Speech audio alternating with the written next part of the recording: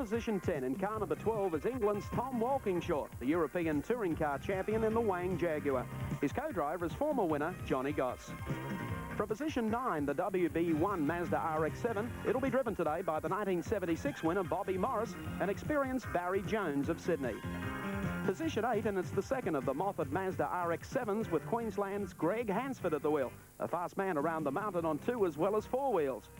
Position 7, and it's Sydney's Steve Masterton in the Masterton Homes 2WS Falcon V8. It's car number 2, and his co-driver is veteran Bruce Stewart. Position 6, the black BMW 635 and former great race winner Jim Richards of Victoria. His co-driver is Queensland's Tony Longhurst. For position 5, 4 times Bathurst winner Alan Moffat in the number 43 blue and white Mazda RX-7. Cockpit assistance today from Greg Hansford. Out of position 4 is hard-charging Alan Grice of Sydney in the Roadways Commodore V8. He's been second twice and plans to improve on that today. His co-driver is talented Steve Harrington.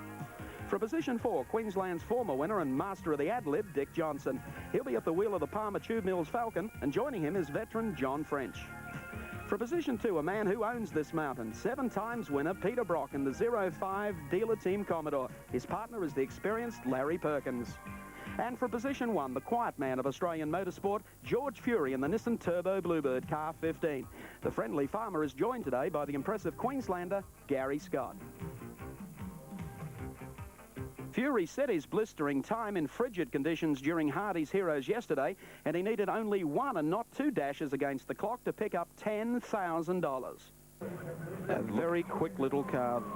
He's going to have a problem here with, as you could see, bringing on the turbo and the tyres on the coal side. It's going to give him a wild ride around the top of the mountain if he hasn't got heat into the tyres. Fury, a very, very quick driver around this course. Likes the track.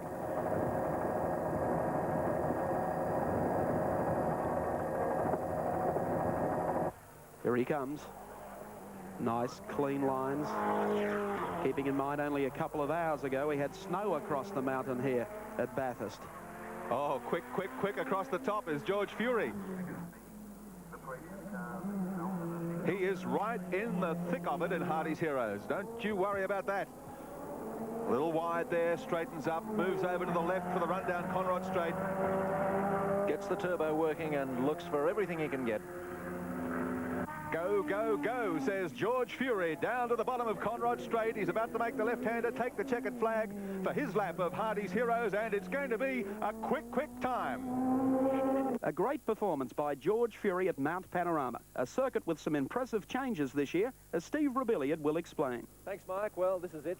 The new $100,000 James Hardy 3-sided lap scoring tower, seen for the first time here at Bathurst.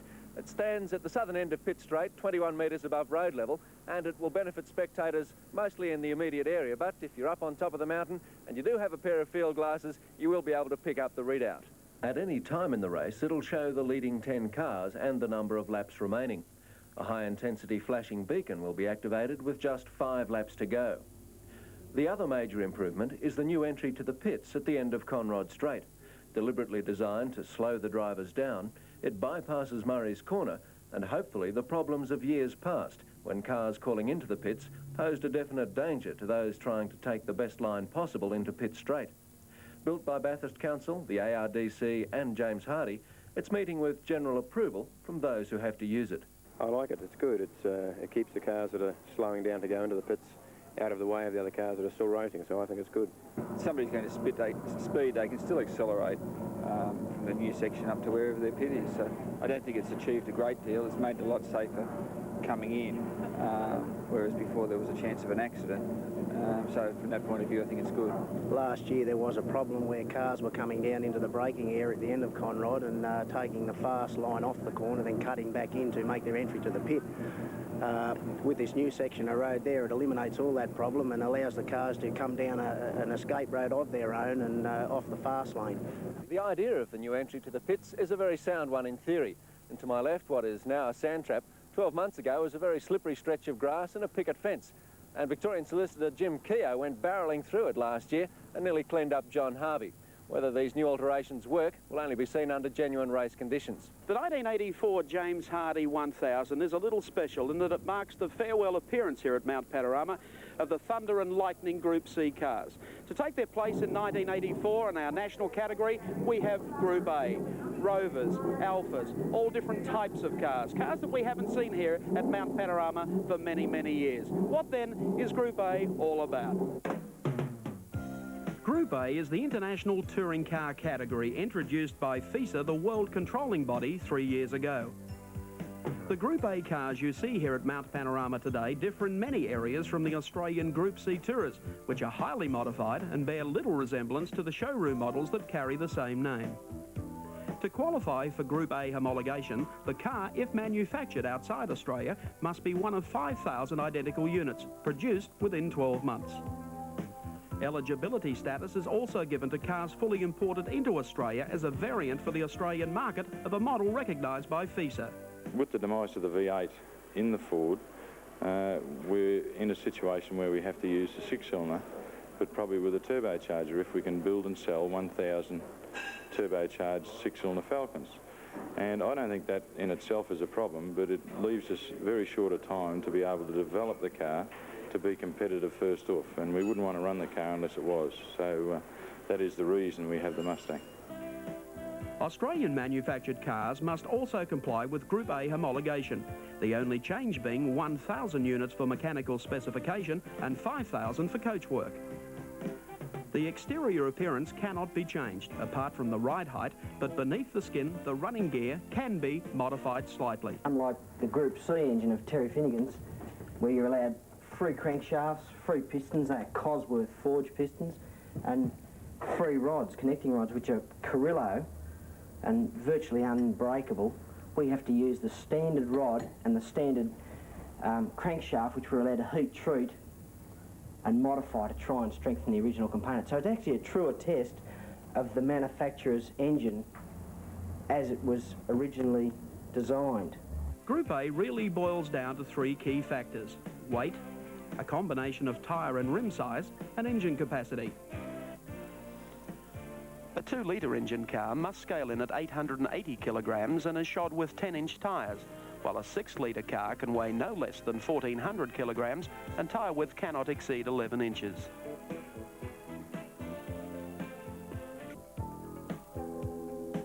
The introduction of Group A to this year's James Hardie 1000 has already brought a new dimension to the event.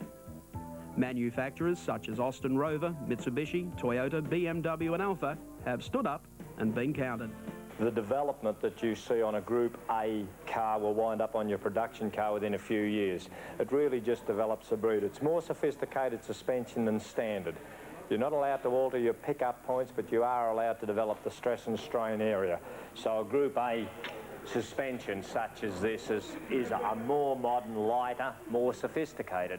And it's only the development, it's only a few years away from road going, but by proving it on the track under stress and strain, it's really 1,000 mile on the track are worth 100,000 mile around the road of test miles. So all the Group A is really designed, the rules are designed for the manufacturer so they can develop their stuff, and if they're brave enough to go motor racing and put it out the front to explore the breakages and the failures in the public eye, that's where it's all at. And that's why Mercedes, BMW, Jaguars, all these people have cut their teeth, and this is where the car, the prestigious development comes out, because they are brave enough to race exactly what they build.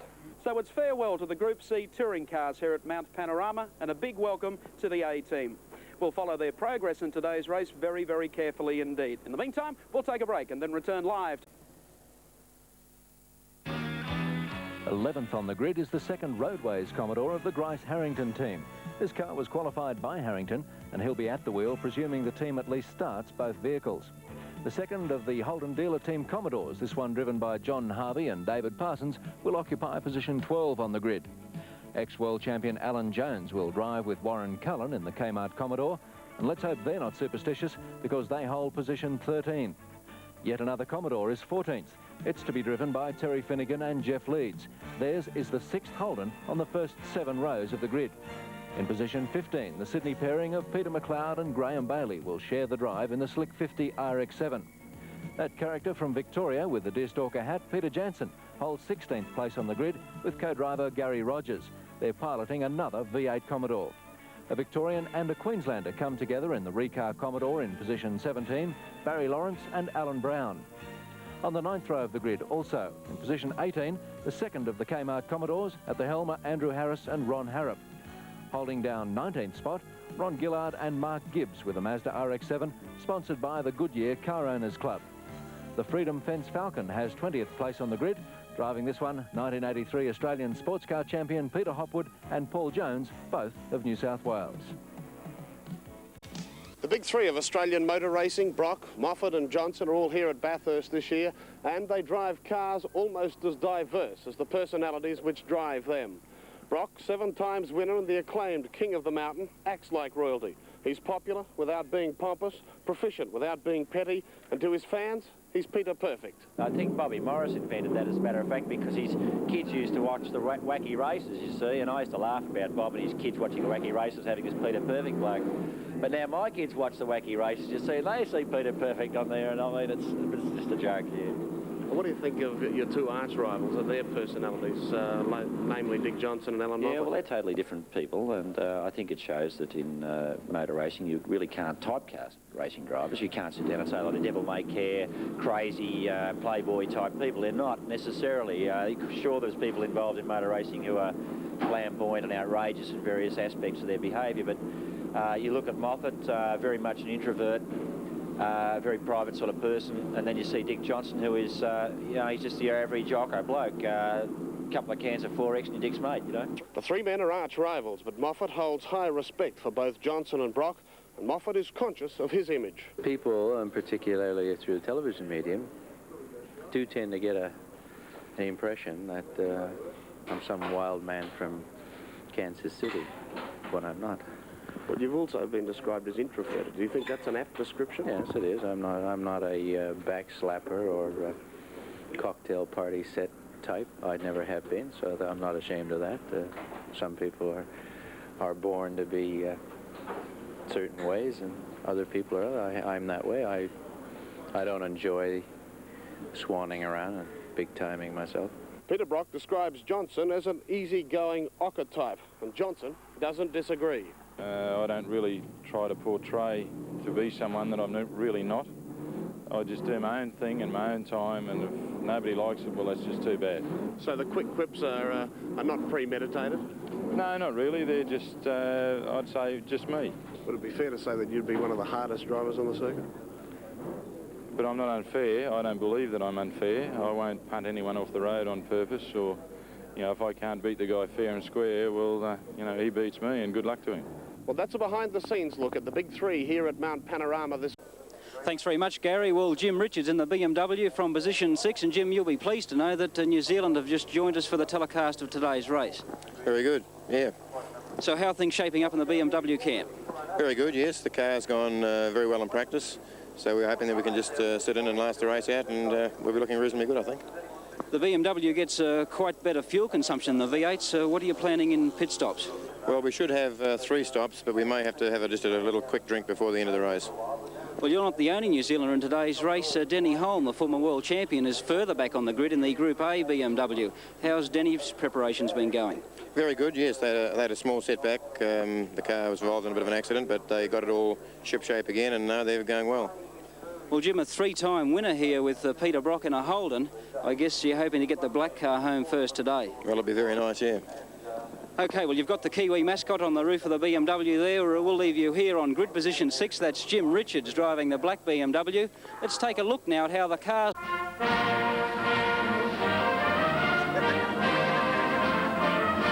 The huge contingent is headed by the man who arguably is the best touring car driver in the world, English-based Scotsman Tom Walkinshaw. Walkinshaw joins John Goss in the big V12 Jaguar XJS, and despite the car's advancing years, it's already shown outstanding speed in practice. When we first started in training, it was pulling 180 mile an hour, but the problem is we had a diff in it that was too long, so we weren't getting up the mountain quick enough. We've rectified that now, so our top speed is actually down a little bit now, but our overall lap time is much more competitive. What reputation has the James Hardy 1000 got in Europe? Oh, it's very well known, and you know, just like you know Le Mans and that sort of thing over here, everyone in Europe knows about the James Hardy race over in Europe. The visitors are also intent on teaching us a thing or two in Group A. The Mobile Rover team has 2 Englishmen, 1 in each car. Steve Soper and Jeff Allam have raced with and against each other, and despite their already vast experience, their first look at Mount Panorama was a little daunting. Certainly a little bit different to what we're used to. I suppose there's probably only 2 circuits like this in Europe. One's the old Nuremberg Ring, and the other one's Brno, which is in Czechoslovakia.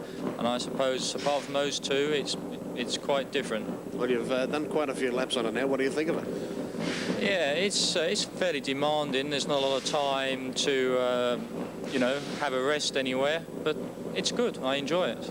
Jeff, I understand you two spend a lot of time together, not necessarily racing in the same car, but at the same races. That's right, yes. We drive in the same ETC championship back home in Europe. So we travel around Europe together and obviously, you know, work as a team together. Now that Group A is starting off in Australia, can we expect to see a bit more of you two out here? Well, we hope so, yeah, as long as the deal's forthcoming. I think we'll be coming out on maybe on a regular basis. The Poms certainly don't do things in half measures. They could have filled a jumbo with the gear that's accompanied them. For example, in the Mobile team, they've bought 165 tyres at £200 each and air freight costs of £17,000. Only one Englishman, John Fitzpatrick in 1976, has ever won the great race. Walkinshaw, Allam and Soper are all hoping that by this afternoon their name will also be on the winners list. Thank you. Racers, start your engines.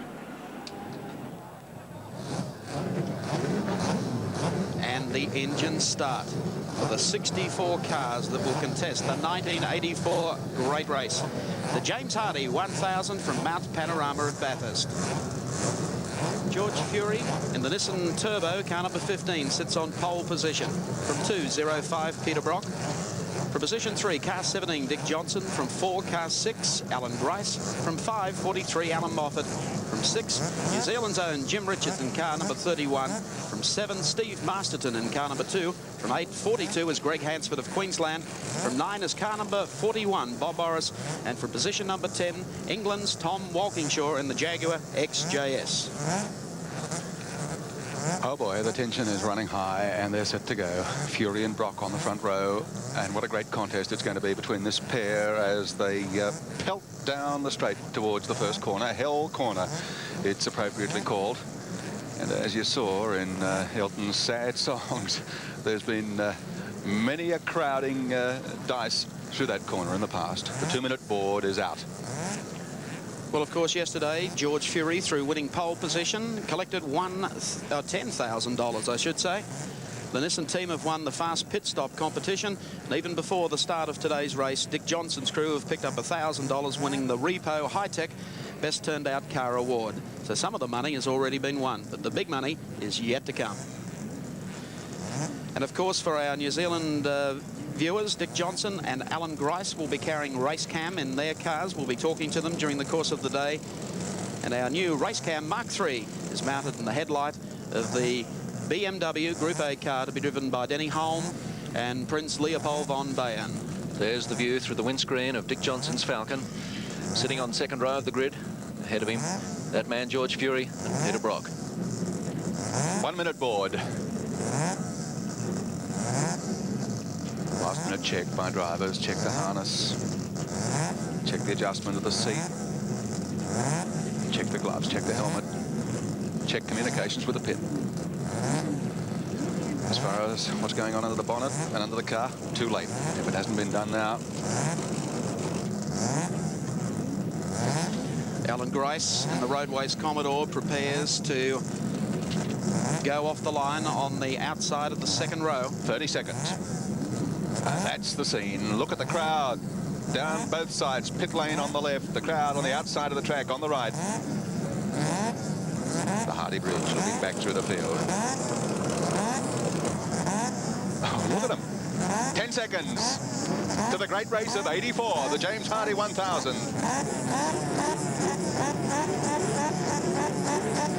Down goes the flag, and the 1984 James Hardy 1000 is underway, and it is George Fury, Peter Brock and Alan Grice running up. We've had a praying. Steve Masterton's gone in. Tom Walkinshaw has stalled there on the starting line. The rest of the field passing him by. He's been collected by a Camaro. Peter Williamson has also gone into the side of his car, and we have the track blocked across the main straightaway. So we've had a very, very big accident here at the start of the race. It's got to be a restart, surely. I mean, the traffic will never get through here. They're going to have to flag them down across the top of the mountain and bring them back for a restart. Oh, my goodness, look at it. Well, Walkinshaw stalled on the grid. The big Camaro, 34, slammed into him, couldn't possibly avoid him. Unfortunately, that's the Bundy and car entry. We have the mechanics jumping across the wall now. There will be a restart to the James Hardy 1000. Tom Walkinshaw is all right. Peter Williamson slumped over his car. Tesorero and Tyndall, my apologies, in the Camaro, not Bundy and car. And then, of course, the Camaro hit the Jag. The Camaro spun sideways, and Williamson, who was coming up behind them, couldn't possibly avoid it. And the three of them, virtually nose to tail across the track, have completely blocked the last 12 or 14 cars on the grid. There's Peter Williamson. Just cannot believe what has happened. The Wang Computer Jaguar, number 12, Tom Walkinshaw. Never before in the history of the great race have we seen anything like this. Let's have a look at the start. Steve Masterton, I think you'll find on the inside near the wall, was launched. Then another car finishes going up on the wall. There's Walkinshaw, you can see with his hand up. But the field keeps coming in. Peter Williamson will be the next to arrive, and we'll glance off him. Here comes the big Camaro. Right, crunch into the rear of the Jag. They spin sideways. Williamson into the rear of the Camaro. The three of them, nose to tail, spread out, block the pit straight completely. Wow. And the amazing thing is that Masterton and the other car that were involved in the initial bingle escaped out of that. I think it was Moffat. It was an RX-7. Yes, it was too. There's Peter Williamson. I would think very distressed with the effort of going overseas. Let's go down to Colin Young and see if we can find out the words of Peter Williamson and what he recalls of the accident. I've cut all my tongue and my mouth inside, and I've done something in my bag. I can't hear a thing. Okay, we'll go back to Colin Young in a second. Total confusion down there on the grid, as you heard Colin say. He can't hear a thing. Poor old Peter Williamson, inside of his mouth cut, blood pouring from the corner of his mouth. It really was quite violent, the whole impact, the whole scene. I'll be interested to see whether or not Moffat and Masterton's cars have been damaged. Now, the rest of the field has been flagged down, and here they come back through the bottom of Conrod Straight and under the Hardy Bridge, rather, where they've been halted by the marshals. There's the Nissan Turbo, George Fury. They wouldn't have been aware of what had happened. We have a Conrod That's the Valentine RX-7. The one that, of course, was to be driven by Murray Carter. So he has launched off the circuit up there. But we've been concentrating on the drama down here at the start-finishing area. Moffat is okay, and his car also okay, apparently. So if it was him involved in that touch with Steve Masterton's Big Falcon, he came out of it okay. Masterton's car, we're still trying to get a report there. But, oh dear, the Supra of Peter Williamson, very sad scene at the front. He's really taken a shunt. Well, you can bet your life. I mean, those three cars are out. I can't believe that the Jag would have escaped serious damage with that huge shunt from the Camaro. Well, the marshals here trying to clean up the track as quickly as possible. Well, the National Technics entry looks very sad and sorry indeed. Why don't we get across there now and see, now that things have calmed down just a little, if Colin Young can take us through the sequence of events. Chaos down here on the start line, as you saw, a multi-car pile-up, and crash crews now trying to clear the way. I have with me Peter Williamson. Peter, what happened? Well, I don't really know. They were stationary in front of me, and I was fairly motoring. I'd made a very good start, and right right now I'm quite destroyed about it all. Are you okay? Any injuries? I've got severely cut mouth and tongue, and I've got a sore left shoulder, and I'm not feeling very well. Well, this is a tough break at the Great of the Start race, so you must be very disappointed. Well, I think that's got to be an understatement. I just feel blitzed at the moment. Thanks very much. Okay, disappointed Peter Williamson. That's the scene down here on the grid with the crews trying to move around and clear the cars off. There will obviously have to be a complete restart. Peter Williamson being consoled by his pit crew here as he tries to assess the damage to his Toyota Supra. But certainly things down on pit lane are thrown into chaos. Thank you, Colin Young. There's the 34 Mustang being loaded up on the quick lift truck to be taken off the course. Still trying to evaluate the damage to the XJS Jag. Oh, do you recall the year that Sterling Moss drove here with Jack Brabham, and their car stalled on the grid and received a huge belt in the rear because it didn't cause any subsequent pile-up like this. Alan Grice sitting in his car, and of course he wouldn't have seen too much of what went on behind him. He was away and after the hares on the front of the grid, namely Fury and Brock. Just behind him, of course, at the start, Steve Masterton was involved in a little bit of a shunt, and we understand he's got a flat tyre. Moffat's wheel alignment is being done in the Moffat team's tent. Yes, those cars have all gone off the track. Well, they're endeavouring to get them all off the track and into the pit lane, and that would indicate, I guess, that it was Moffat that was involved in that little incident with Masterton. We understand his car's not too badly damaged, but checking the wheel alignment at this stage. Well, how lucky was the Moffat team to enter 2 cars for this race, keeping in mind that the Moffat team and also the Roadways team entered 2 cars, nominated the same drivers for 2 cars, and then intended, of course, to withdraw 1 car and only run 1 in the race. However, there's been an amount of controversy here over the past few days because both cars made the top 10 in qualifying, and then the teams decided they would leave them in the field just in the event that there being a major accident would take out 1 car, so they would have a backup vehicle. So the Alan Moffat team might have well made the right choice. Yes, didn't make a lot of people too happy, although the Australian Racing Drivers Club has then extended the field and included a couple of extra cars, so nobody has been pushed out of the field as a result of that decision. I tell you what, John Shepherd has been coming up to Mount Panorama for a long time. Just recap exactly what happened again.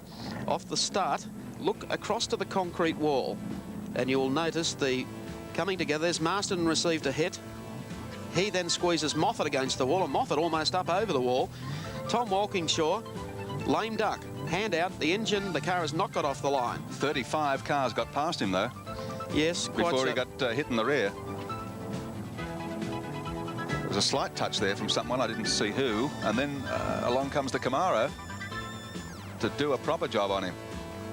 And Williamson, of course, being caught in the wash-up. His car probably the most substantially damaged. Much smaller, of course, than the Camaro and the Jag. Here in the pit area, we're at Tom Walkinshaw's pit, the Jaguar car. He's conducting an interview with a number of newspaper journalists. We'll just move in and see what Tom's got to say. Tom, what happened out there on the grid? Well, I had about 5,500 on it, and I dropped the clutch, which is what you're supposed to do with that type of clutch, and I just sheared the centre straight out the clutch. I got my hand out the window to warn everyone behind, and most of the guys saw me and get out the road, and then I saw this damn Camaro come down, and from about 60 yards back, looking in my mirror, I knew he was going to hit, and I kept my hand up as long as I could, and then just the last minute, if you look at the replay, you'll see I pull it in because I knew we were going to take off, and that's what happened. Any injuries? No, slightly banged my hand, but that's all. Tom, the Jaguar looks very badly damaged. It's a tough break for your first trip to Bathurst. Yeah, but at least the sun's shining now. OK, thanks. Still plenty of action in the pit area. Rush repairs being made to cars for the restart of the great race. But with me I have Alan Horsley, team manager for Alan Moffat's team. Alan Moffat received a bump in that crash. What happened? Yes, it was a very hefty bump from behind. We believe a car just shunted him from behind, but that's up to the officials to work out later on. we're not too sure that the car's right, but we're going out, and if there's any problems, Alan will come in and we'll use our insurance car. Well, yesterday during qualifying, there was a lot of controversy about you starting the second car with Greg Hansford, and it appears as if your insurance policy might pay off. Yes, we're very lucky to have that car out there, as it turns out now, but we're still hopeful that Alan's car will be all right, so... OK, for the restart of the great race, the two Alan Moffat Mazdas will be on the track with Alan Moffat and Greg Hansford out. Alan Moffat's going to check his car out for a few laps, see if there's any damage from that crash, and then continue on. That's the scene here in the pits. Back to... So he's had an opportunity during that parade lap to test it out.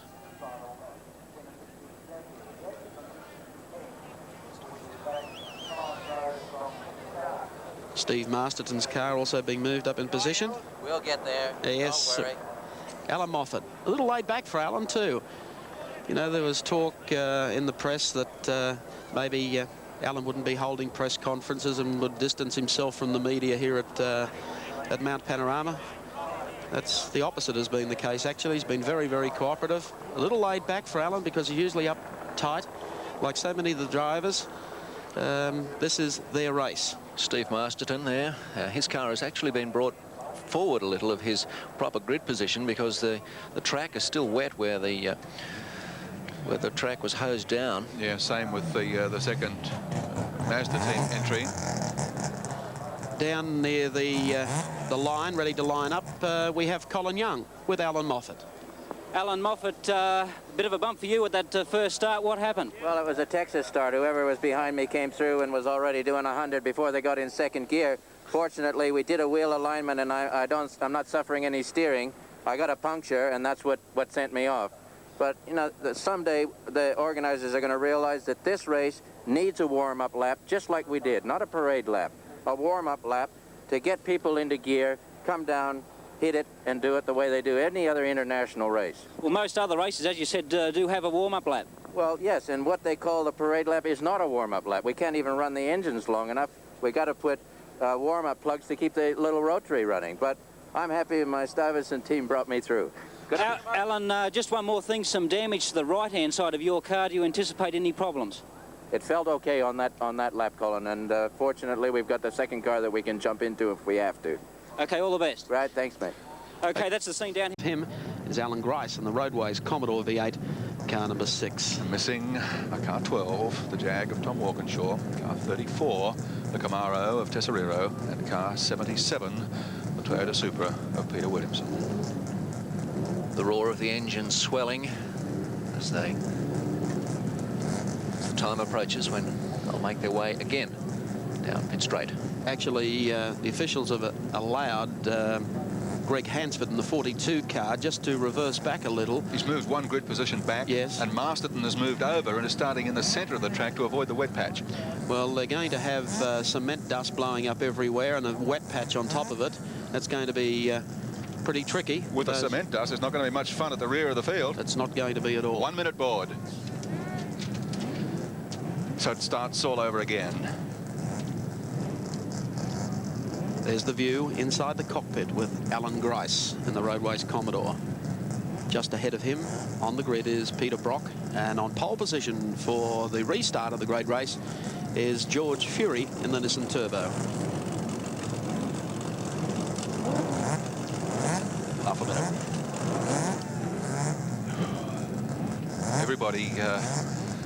Everybody's caught the fever now.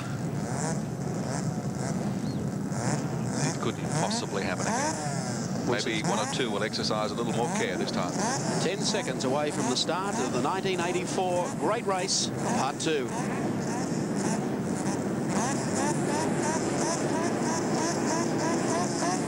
They're racing and getting away smartly as Peter Brock on the outside. Fury miffed the start completely, and Johnson ranges up on the inside to take over second place as they run to the first corner.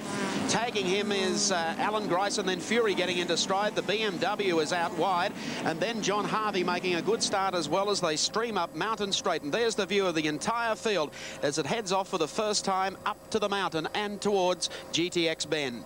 Over the top and dropping down to the lip, it's Peter Brock in front, Johnson in second, Grice is third, and look at the challenge on back behind them, the black BMW and Alan Moffat already putting pressure there. Through GTX bend, coming uphill now, and it's a steep climb up towards the cutting into second gear now, moving up to third. Brock in front. The 05 Commodore Johnson goes through in second place. Then Alan Grice. George Fury, boy, is he going to be disappointed about this restart, because he got away really well first time round off pole position, but on the restart blew it badly and is in fourth spot. Alan Moffat hard on his heels in the RX-7. Over the top they come, sweeping through Castrol Curve onto the top of the mountain. Hear the crowd roar. Past Reed Park, on down to McPhillamy, take the left-hand curve. And the top three have opened up just a little bit of a gap over the rest. Brock leading them onto Skyline. Down, off the top they go. Through the dipper into the S's. Line astern. Nobody gets wide here and survives. Jansen, Cullen, McLeod. Through they stream. The big Ford of Brian Callaghan in there as well.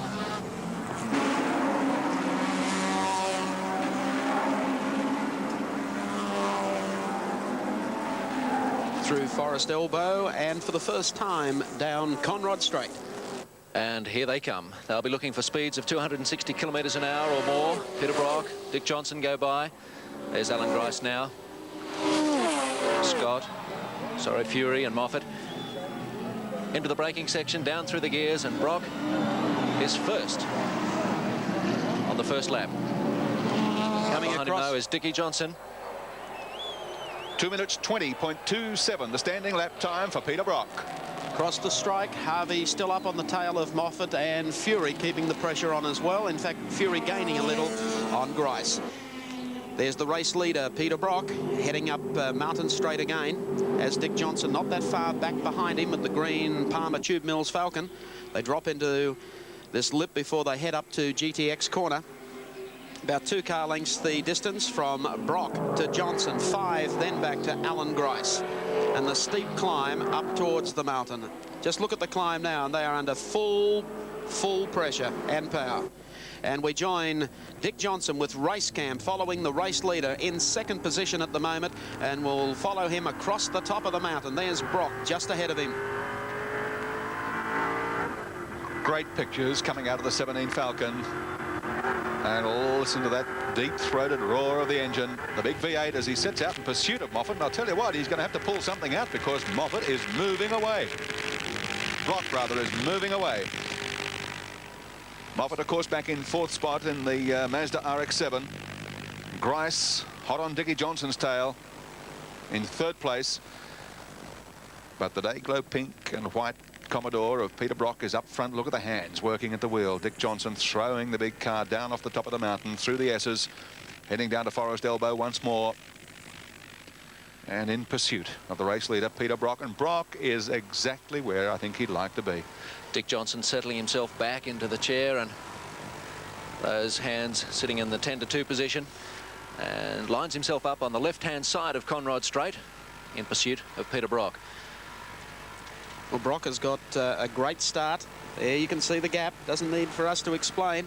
Johnson trying to stay in touch with him, and Grice probably about 4 car lengths back behind Dick Johnson. And behind Grice, of course, keeping the pressure on him is Alan Moffat.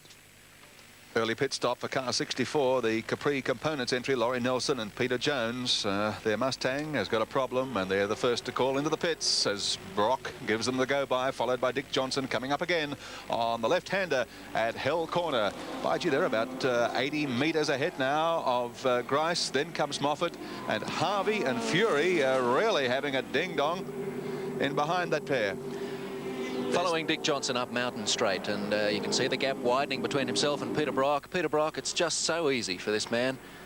Well, he makes it look easy. I tell you what, the hard charger is the second dealer team car of John Harvey. There goes Brock and Johnson. Here they come. Climbing up again through Wilco Cutting. A little wide there, Peter Brock. Pushing it hard. Whew, is he ever? Well, Brock goes across the top of the mountain, trying to increase that lead. Getting plenty of support up there from the Commodore fans who have camped up there on the mountain for the last 3 or 4 days. That'll give you an idea of the gap back to Johnson. It's opening. Here he comes down through the right-hander. Dipper. And there's Johnson, about all 4 car lengths back behind him. So at this stage, Peter Brock leads the James Hardy 1000 for 1984. We'll take a break and return live at Mount Panorama, Bathurst.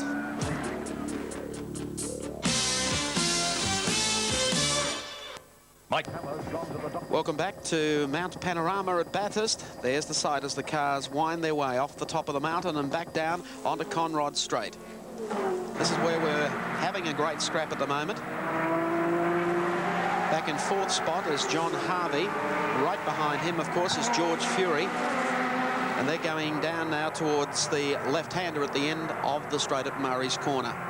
Peter Brock still leads. 2nd place still being held by Dick Johnson of Queensland and Alan Grice in 3rd. That scrap continues between George Fury. John Harvey, of course, started from 11th position on the reorganised grid with the big Jaguar, and he's moved up to 4th. It's a considerable effort. Masterton and Fury also going through Murray's Corner there, left-hander under the bridge, back onto the pit straight. There's Moffat. Grice in pursuit, then Harvey, the man that's made up so much ground.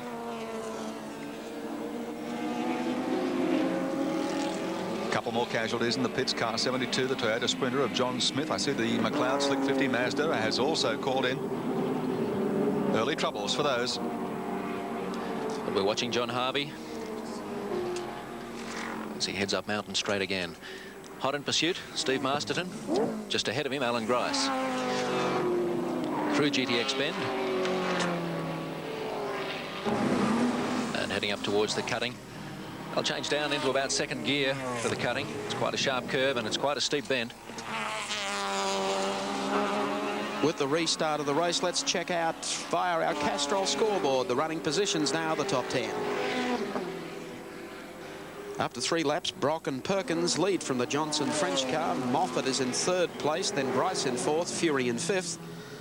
So that gives you an indication of how they are running on the road. 6 held by Harvey and Parsons, then Masterton, the next car, Richards in the BMW, Morris in the RX-7, and then Harrop and Harris in the Commodore.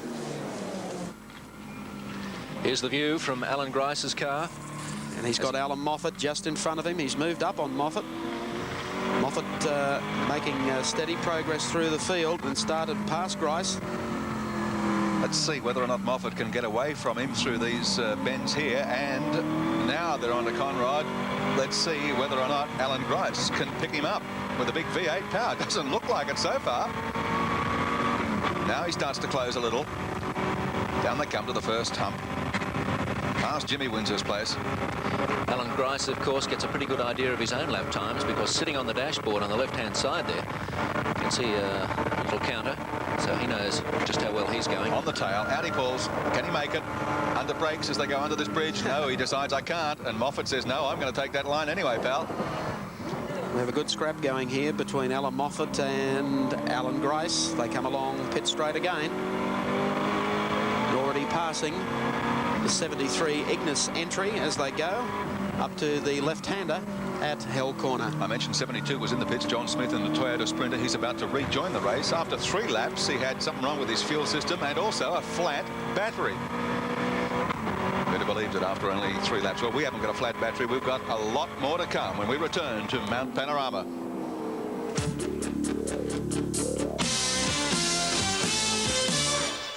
Peter Brock is the pilot in 05, the Commodore, in the great race, already in amongst the traffic, lapping slower cars as he spears around the mountain once more, up through the cutting.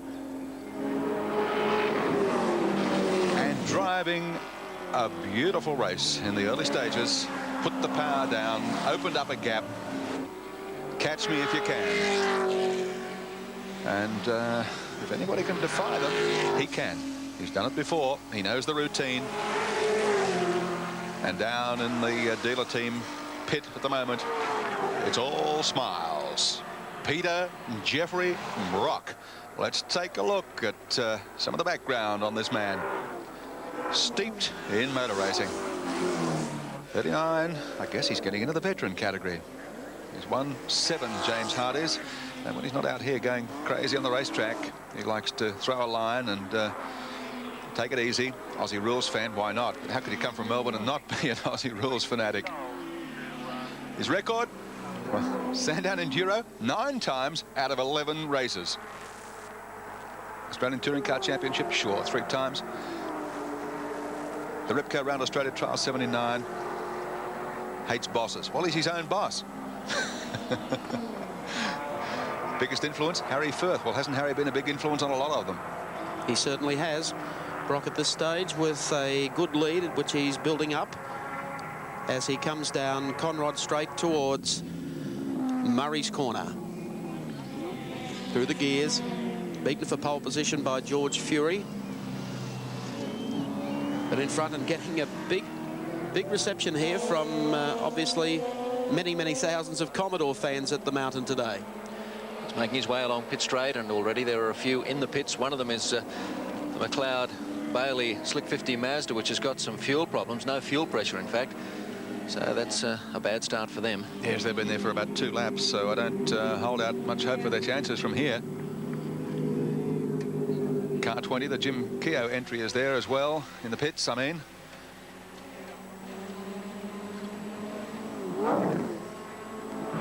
Brock with a good lead.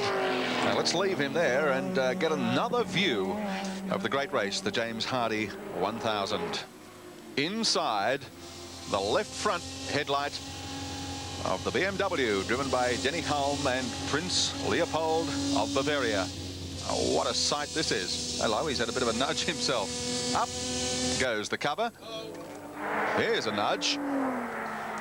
Car number 75, that's Laurie Hazelton, who is up at the top of the mountain.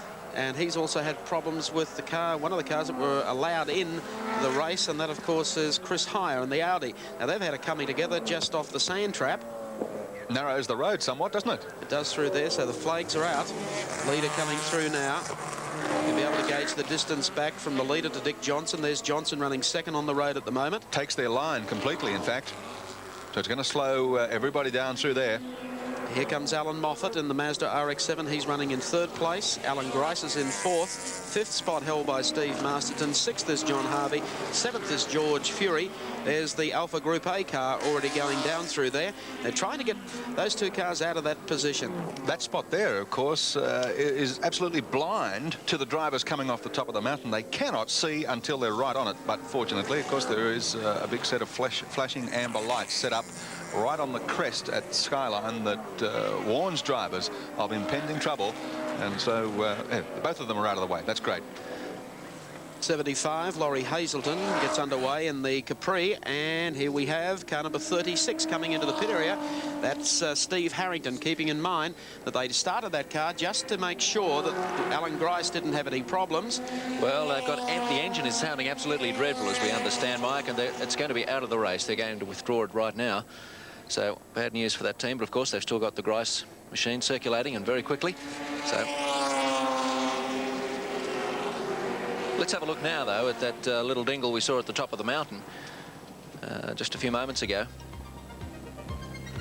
Now, how did they manage to get stuck in there against that? Oh, yes. That's how it happened. A little tap on the side, then Hazelton, the Capri, comes heading across, and boom! Chris Heyer meets him going through, and he's against the guardrail. That was bad luck indeed for Heyer. He was the meat in the sandwich, so to speak. 75 tried to get underway. It's a very tight corner indeed up there, but fortunately they've been able to move both cars. Steve Harrington has completed his stint in the backup car 36, and he's with Colin Young. Steve, you started the race in the 2nd car, but it was always the intention to retire it. That's right, Colin. As you saw by the first lap this time, it's an insurance that we do start 2 cars, so that if something does happen to one of them, we are able to continue on with the other. We just withdrew the car then as planned. You've just come in from your driving stint. Have you heard from Alan Grice on the 2-way? Is he going okay? No, I've just got here. I don't even know where he's running at the moment. Okay, that's the scene in the Alan Grice Stephen Harrington pits. Alan Grice still running out in car number 6, and it's back to Mike Raymond. Thank you, Colin and Stephen Harrington. There's Gracie. Down the field a little. Still tailing, coming up on a car that he'll be putting a lap on. That looks like the Chris Clearahan Mazda RX-7. And we say goodbye to our New Zealand viewers at this stage. We'll catch them up later in the telecast. So Grice heads off down Conrod Straight. Peter Brock still the race leader. Dick Johnson in second place, and Alan Moffat very highly placed, running in third in the Mazda RX-7.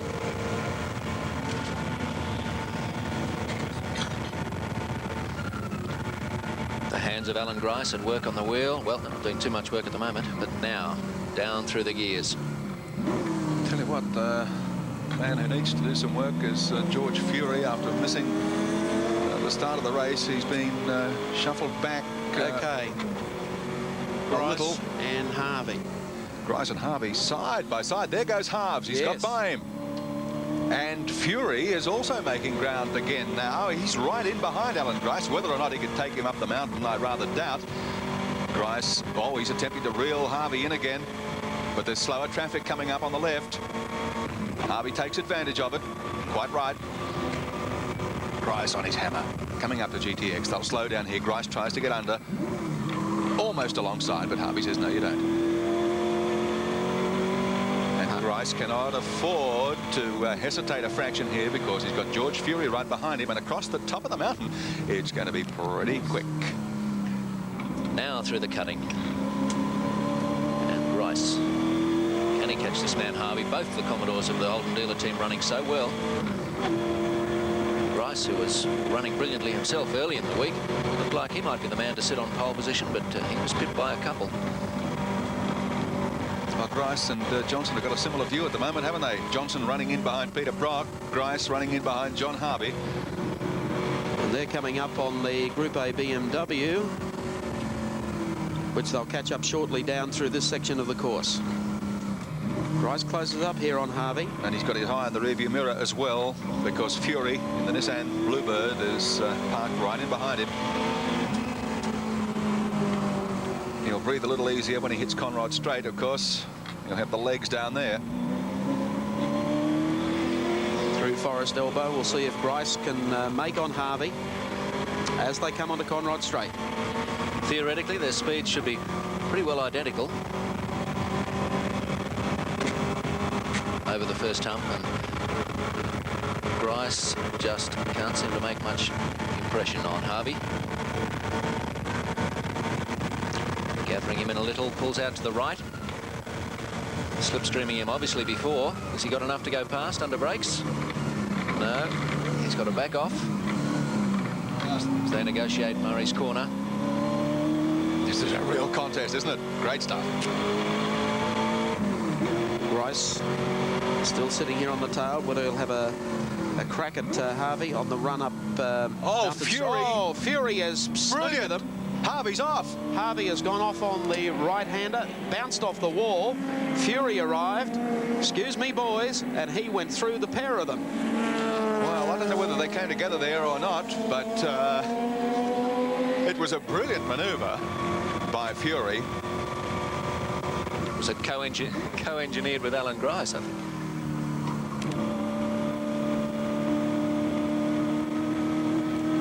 We're back with Grice, panning out the back to see if we can spot John Harvey catching. We might take a look and see exactly what happened.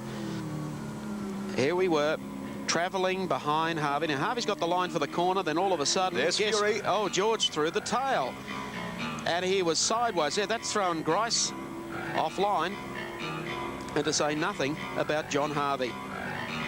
Well, a very determined drive coming back through the pack to George Fury. Well, he was a bit miffed about missing the start, George Fury, and he's doing his very best right now to make ground on the race leaders. Of course, it's 0-5. Peter Brock highballing in front from Dick Johnson at this stage of the great race. We'll see if it's the same way when we come back after this break.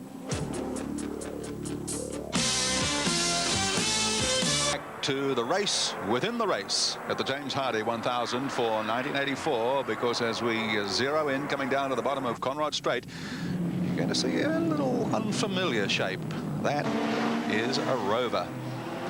And it leads the Group A category, car 61, with the British pair, Jeff Alm and Armin Hahn, sharing the driving in this. And if you look just a little further back, about 4 spaces back, in fact, you'll see car number 60, the second of the Rover entries, Steve Soper and Ron Dixon. The pair of Rovers dominating the Group A category at the present time, as was expected. Whether or not it pans out that way at the end of the day remains to be seen. But of course, Australia going to Group A for touring cars entirely next year, and it's important that we keep track of what takes place here in the great race of 84 with these cars. Rovers during the week were setting times around about 2 or 3 seconds quicker than any of the other Group A vehicles. So we were expecting that today they'd be leading that class. So action behind the pits too. While we look at the Rover going round, there is a problem with the Bobby Morris and Jones car at the back of the pits. Oh boy, yes, a diff change, and looks like they've had some scrapes of their own. You can see the guys working under the car frantically. Barry Jones, Bobby Morris, bitter disappointment for them in the checkered flag Ghostbusters entry. These were the cars that turned on the most unusual launch of the week here at Bathurst. Changing a gearbox, in fact. Here we are back on top of the mountain now with the Rover Vitesse 61. Jeff Allen at the wheel. And as I said, you want a different view of the race. Let's get back to car 62, the BMW of Denny Hulme and Prince Leopold von Bayern. It's another Group A car, and it's probably, after the Rovers, one of the quickest. And that is a headlight eye view of the top of the mountain. Yeah, we had to leave this before because of another incident, but let's stick with it now and enjoy the ride.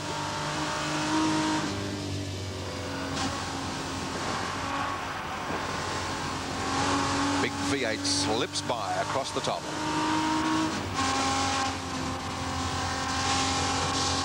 Stand by as we come off Skyline.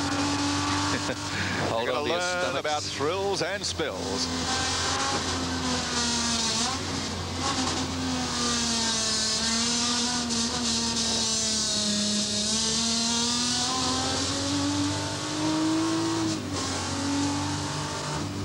A wild ride. Through the elbow. On to Conrod Straight. Denny Hulme, the New Zealander, veteran, great experience, pulls out the big ones. Oh, what a nice man. Thank you very much. The view was getting just a little dirty there. That's cleared it up marvelously. Thanks very much, Denny. And that's the view you're going to get. Well, that's a way of showing you how we'll keep the bugs off the screen, hopefully, during the course of the telecast. Let's check out our Castrol scoreboard now. This is the top runners in Group A. Jeff Allen and Hahn in first place in the Rover. The Rovers 1-2, Soper and Dixon. Then, of course, Denny Hulme and Prince Leopold back there in third place. Barry Seaton and Don Smith in the Mustang, and Bond and Costanzo in the Alpha GTV. Oh, Bo Seaton got the wheel back on then. Yes, he has. That's updating you on the Castrol scoreboard. Group A, Australia's national category for touring car racing next year. And the Rovers looking good in the Mobile Super Drop entries. 1-2 at this stage. If you want to know how many laps there are to go in the race, I'll tell you. 150. We haven't really got underway yet. It's going to be a long day. Well, let's check what's happened so far in the great race. Of course, dramas at the start today. Updating the James Hardy 1000 into our number 1. Of course, there was the starting line incident. Tom Walkingshaw never really got firing. One who did, though, was Alan Moffat. He launched himself off the side of Steve Masterton's car, and a complete restart was called for the event. Walkingshaw was then joined by Peter Williamson and the Camaro, and the track was completely blocked. There's the damage. Walkinshaw's car number 12, the Jag with Peter Williamson's 77. And the officials, of course, calling a half-hour stay of proceedings. Williamson said it all. His new Group A car smashed to pieces. Slightly injured. He accidentally bit his tongue in that impact. He was bleeding from the mouth, but damaged pride more than anything. Of course, there's the Murray Carter RX-7, which came off the road at the top of the circuit on that first lap.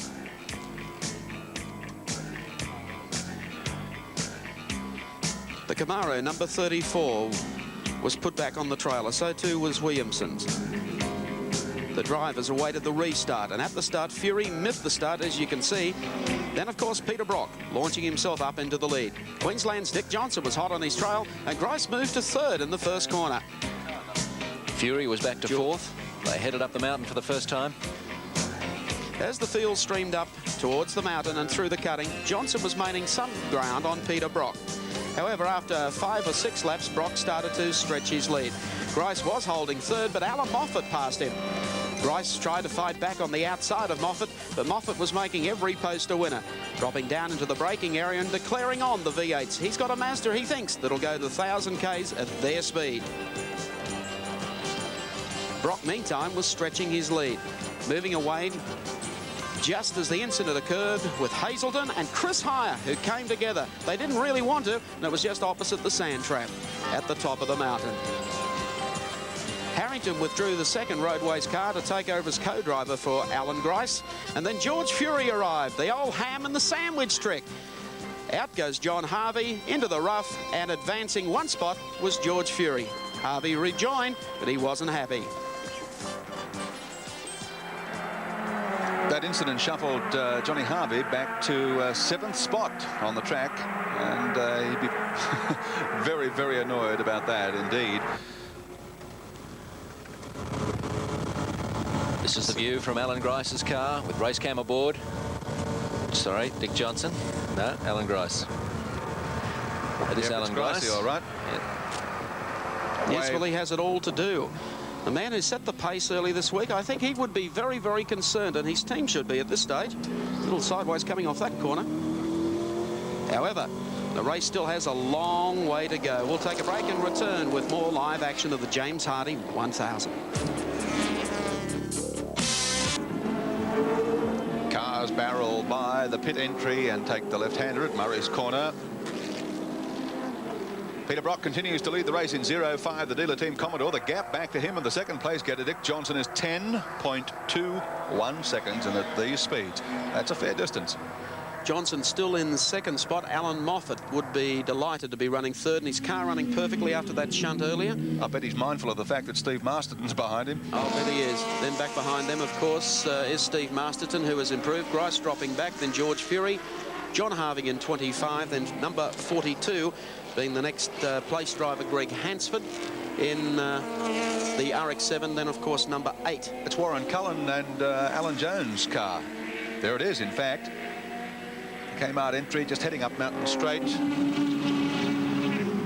The number 8 car in 9th position. Rounding off the top 10, of course, Jim Richards of New Zealand in the BMW. Alan Jones has been very low profile at Bathurst this year, hasn't he? Well, I think he probably has nightmares of his last visit to Bathurst when the team wasn't fully prepared. That time, of course, he was racing Formula One in his final season. It's a bit tough when the spotlight's on you, and then through no fault of your own, you can't produce the goods. I guess, you know, he's gone the other way this time and tried to keep out of the limelight. Well, they've got a beautifully prepared car. That's the car that we're following at the moment, the Kmart entry, V8 Commodore, driven today by Warren Cullen and Alan Jones. It's running 9th on the track at the moment. Just ahead of it is Greg Hansford in car number 42. We have something happening up the top of the mountain, and Steve Masterton apparently has just gone into the wall on the rundown, I think, to Forest Elbow. That is not good news for the Masterton Homes 2WS race team. There has been a coming together, as you can see there. The car has gone across into the wall, into the earth embankment. Smoke and steam coming from the front of the car, so... Oh, isn't this desperate stuff too? The two rovers go through. Not much warning for any of the drivers. There's Steve Masterton stepping out of the car, so he's had a very, very heavy clout. Looks a bit shaky on it too. He walks away from the accident, so he's hit the embankment very hard indeed there. Uses the wall just to steady himself, contemplate what went wrong. Not a good place to stay around, though. Well, the big Falcon, the Masterton Holmes entry, and his dad, Jimmy Masterton, who's backed him all the way with this effort. Oh, look. That says it all. Oh, they're desolate, devastated. What a disappointment. Bruce Stewart, their co-driver, is not going to see the race today. They had made no definite plans about Group A next year. They wanted to make the last one for Group C their biggest, and it's all ended rather tragically for them after only at 17 laps. Well, that's the scene on the drop down into Forest Elbow. The cars, as you can see, they're going to have a problem. They're trying to remove that car too if they block the course there. But I would think the pickup trucks have gone out. There's Jim Masterton, Steve's dad, consulting with Bruce Stewart. That's not good news for them because they throw a lot into their motor racing. Pat Purcell, the chief mechanic. His mentor, John Shepherd, would know exactly how he feels. John, of course, tutored young Pat Purcell, brought him up to be one of Australia's top race car mechanics. There's Steve. He's okay. He's regained his composure. He's gone into the embankment there and given it a fairly good clout. So I think when he popped out of his car, he was more shaken than anything else. He was breathing pretty heavily and unsteady on his feet. But Julie Masterton, Steve's wife, obviously upset, but thankful in the knowledge that he's okay. Looking at just a little bit of a loss there as to what to do. She can't console him, offer any assistance. She's stuck right down here at the bottom of the mountain. Steve's sitting up there at the top, and he's resigned to the fact that he's not going any further today. Well, the James Hardy for 1984 stops for Steve Masterton. He takes time out. There's the car. The BMW slides by. But it's a big Falcon, and it's blocking at least half the track there as the Rovers go by again. Yes, right on the elbow.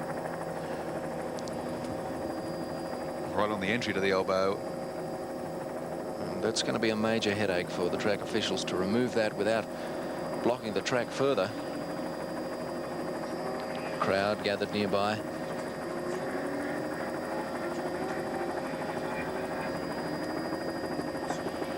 Trying to fathom just how that accident happened. Looks like that front right wheel. It's down, and there's Steve Masterton, a disappointed man.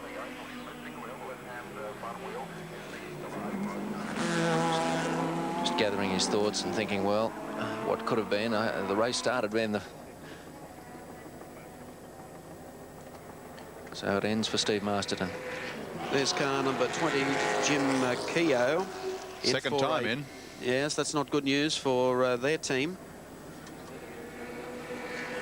Let's check out what's happening in the pit area. We'll go down to Colin Young.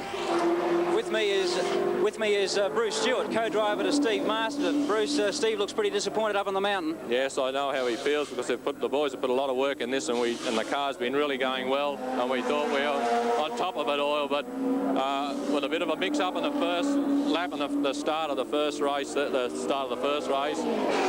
he got a good bump, and I think something must have happened then. It's either fractured a ball joint or got broken, but they're bringing it back now, and we're going to try and get it going and get out there as soon as we can. So you hope to finish the race? Yeah, we sure do. We hope to finish the race. A long day yet to go, and we're going to be out there as soon as we can. Okay, Steve Masterton out on top of the mountain, but hoping to finish. Back to Mike Raymond. Thank you, Colin Young. Jim Keogh, I would think, disappointed at this stage. There's our race leader, though. There's no doubt about him whatsoever, and he's just in front. Put a lap on Brian Callaghan in the Callaghan Pavers V8 Falcon.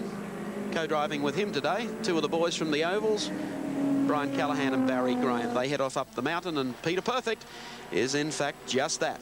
He continues to lead the great race. There's that truck going up to pick up Steve Masterton's car. When it gets there, it's going to create some traffic problems. Let's hope that they can get rid of the Masterton car without causing other problems. But we're watching Peter Brock right now as he heads through the cutting, working furiously at that wheel and takes it very wide. up now towards the top of the mountain. And he may not have been sitting on pole position, but he's quicker than anybody right now. King of the mountain, that title certainly suits him today. At least in the early stages of the 84 James Hardy. Across Skyline now. Where is Alan Moffat? Well, I'd say, judging the last time he went past here, he was off the pace just a little, and the reports that we have is that he's headed for the pits. It's not too much drama for Alan because he still has his second car out there, and keeping in mind either Alan had to pit and park the car, or Greg Hansford had to pit and park, because you have two drivers entered against two cars. Well, Hansford's out there still circulating in 6th place, so they're still looking pretty reasonable. Well, Hansford's doing the job at the moment. Still running strongly there on the track. Brock leading from car number 17, Dick Johnson. 3rd place held down by Alan Grice in car number 6. 4th place to George Fury in car number 15. Then 5th to John Harvey in car number 25. Greg Hansford is 6th. Then, of course, the Warren Cullen car coming up 1 spot, followed by the BMW of Jim Richards. Then back behind them, the Peter Jansen, Gary Rogers entry. And rounding off the top 10 at the moment is, of course, Terry Finnegan.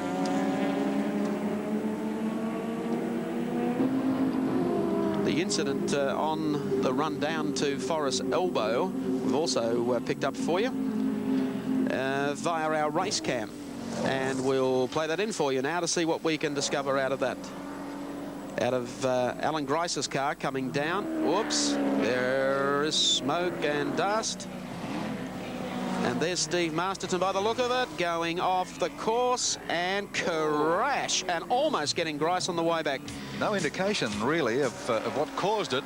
He was already on his way by the time Alan Grice came over the lip and round the curve. You could see the dust flying already, so obviously he had already had some encounter with the wall or the side of the track. Well, I don't know. I think I spotted a slower car in there. I don't know if it was a car that they were putting a lap on. Just have a look again. Now, the incident has just occurred there. Trying to make out whether or not that is a Capri just in front. On the right there. Yes, it is. That's the Capri that was in the problem earlier. And that's where Steve Masterton has come to contact with. So what actually happened, we couldn't pick up for you, but that's as close as you can get to seeing something happen on race cam. Bad luck indeed. It's not going to assist Steve Masterton to look at the replays all day long.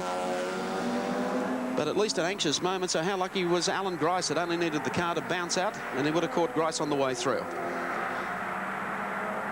So there's plenty of drama, and it's continuing in the great race. The 1984 James Hardy 1000 from Mount Panorama at Bathurst.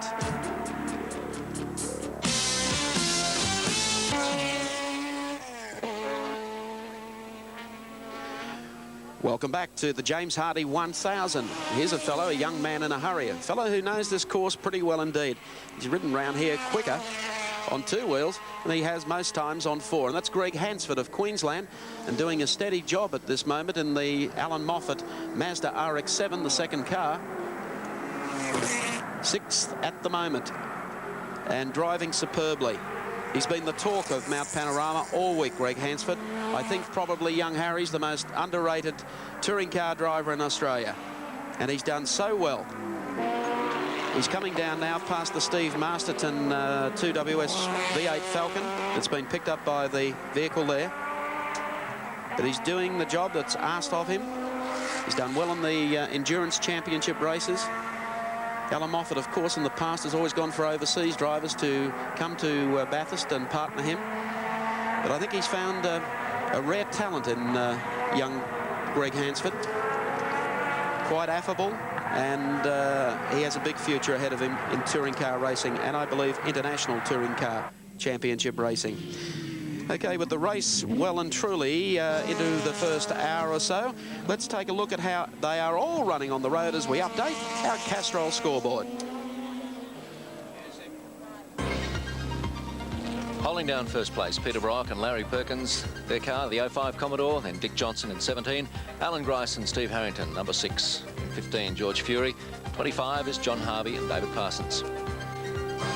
6th place is the 42 Mazda. 8 is Warren Cullen, Alan Jones. 31, the BMW of Jim Richards. Peter Jansen in the number 3 Commodore. And then Barry Lawrence in the 28 Commodore. Number 11, Terry Finnegan. Number 9, Ron Harris. 14, English and Gulson. 29, Jones and Hopwood. 47, Callaghan and Graham.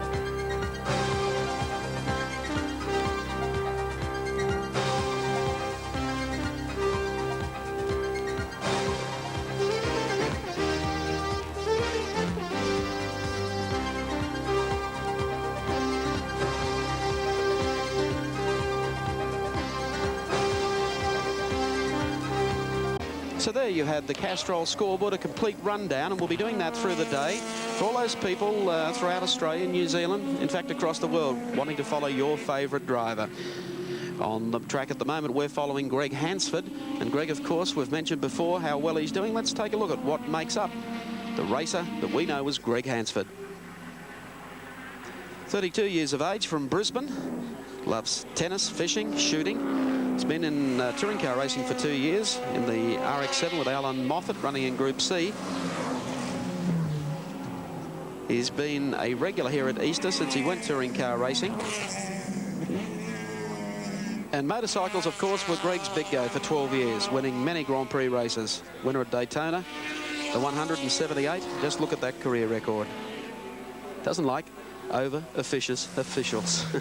That's Greg Hansford, one of the new young lions of touring car racing here in Australia. Here he is coming up into some traffic here, blue flag waving as he goes scooting through. Marshall's car still on the circuit to warn drivers about the Masterton Homes V8 Falcon that's still being picked up by the tender vehicle on the approach to Forest Elbow. There they are. They've got the car just about lined up to drop onto the quick lift tray. And I think there'll be a lot of drivers happy when that's taken back to the pits. I was going to say, it's a bit of a misnomer, isn't it? Quick lift. There'll be a few drivers out there that'll be cursing every time they slip by there because, well, they've been in that position now for about the last 5 laps. Cars streaming through.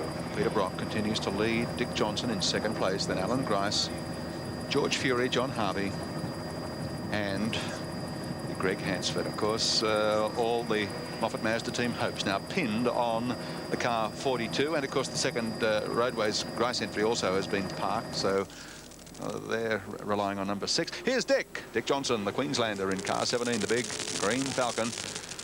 Well, Dick's running 2nd on the road at the moment. Dick Johnson, for viewers around Australia, it's good morning to you from Mike Raymond. We'll be taking commentary from Dick in about 30 seconds as soon as we get him over the top of the mountain and down into Conrod Straight. Just under 10 seconds in arrears from Peter Brock is Dick Johnson, and then it's 29 seconds back to Alan Grice in 3rd place. Dick coming up hard on the heels of one of the Group A Rovers.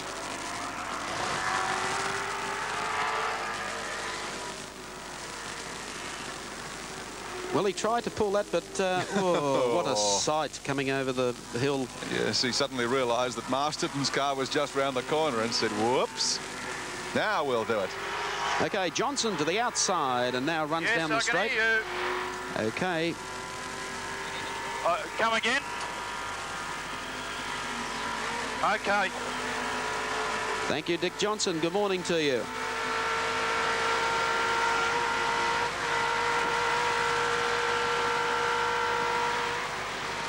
Dick Johnson, Gary Wilkinson here. How you going, pal? I'm just fine, mate. Just fine. Yeah, it's a lot better than a lot of other people.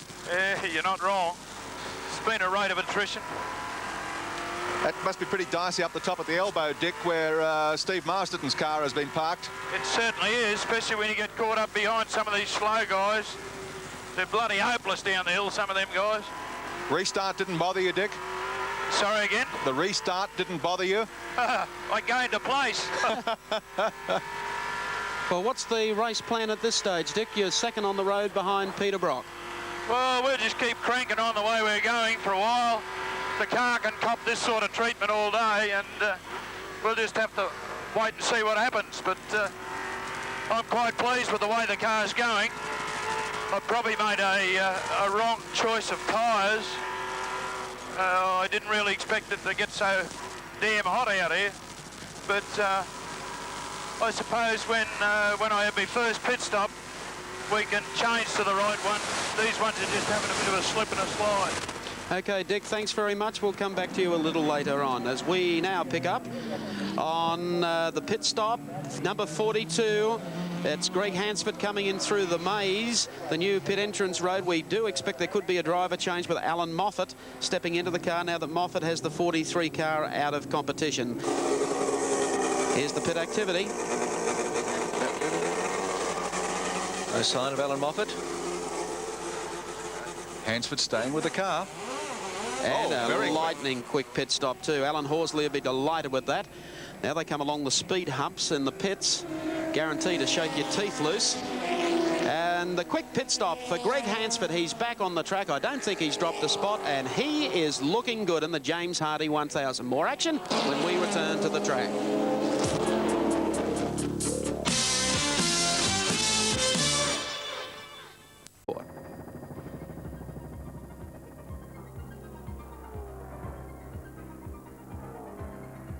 Well, Willow is gone, and Walkinshaw and Tesorero. And then, of course, they went in the pile-up at the start, and on the first lap, exit Murray Carter as well. The Grice Harrington second car has been retired. Masterton in the wall, up at the elbow, and also out of the race. 43 is gone, the Moffat Mazda, but of course they've still got Hansford out there circulating in 42, and their entire effort's going to be concentrated there from now on. Yeah, thanks to Digital, of course, who are providing us with our service here at Mount Panorama this year.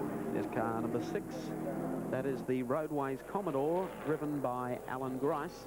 And that at the moment is running in 3rd on the road behind Peter Brock and, of course, Dick Johnson. Behind Alan Grice, George Fury, John Harvey, Warren Cullen, Jim Richards, Greg Hansford, then, of course, Peter Jansen and Gary Rogers. And rounding off the top 10 in car number 28 is Barry Lawrence and Jeff Russell.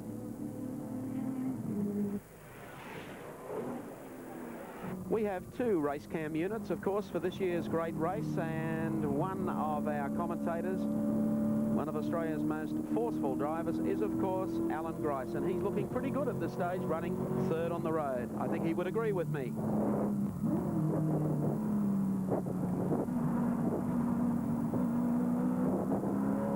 Gets a bit busy out here, doesn't it, Mike? Alan, thanks very much. Thanks for joining us. We're following you around Mount Panorama. We have a wide international audience this year with viewers throughout England, the United States and New Zealand. Would you like to explain to them just how busy you are? Yeah, well, I've got a couple of hassles. Started with an engine that wasn't all that, make up your mind, thank you. Wasn't all that strong. But as the race has gone on, it's freed up a fair bit. So I think that'll come right. But we've also made a different choice on tyres to anyone else. Just have a look and see where this truck is for a second. Oh no, wait, right. We've also made a different choice of tyres, which has handicapped us in the first few laps. But hopefully we will have made the right choice.